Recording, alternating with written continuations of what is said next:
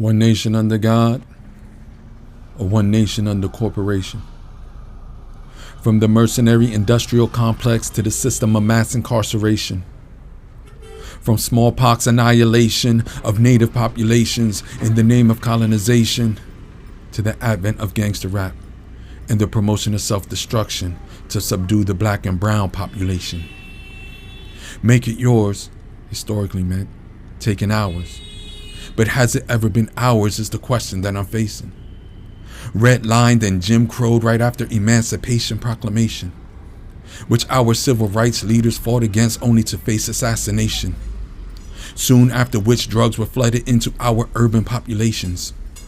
Then they initiated a war on drugs, giving birth to a system of mass incarceration. So I ask you once again, when was it ever ours in this racially divided nation?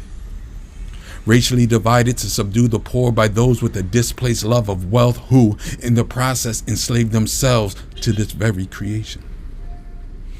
Now, they can either take this painting as a personal attack, which it's not, or as a personal invitation to contemplate the realization that there are no godless solutions to the godless problems of this nation. And yes, I said this, and not ours, because I was never made to feel as though it was ours, based on its history of racial subjugation, which still plays out to this day in the form of gentrification, and yes, mass incarceration. I guess what Malcolm X said was true, that this country can learn a whole lot from Islam on the topic of race relations.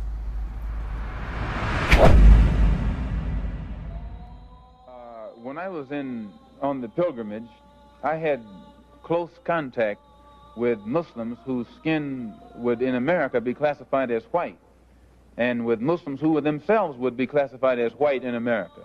But these particular Muslims didn't call themselves white. They looked upon themselves as human beings, as part of the human family, and therefore they looked upon all other segments of the human family as part of that same family.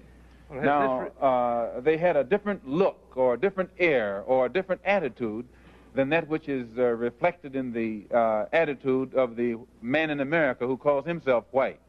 So I said that if Islam had done that for them, perhaps if the white man in America would study Islam, perhaps it could do the same thing for him. Malcolm, are you prepared to go into the United Nations?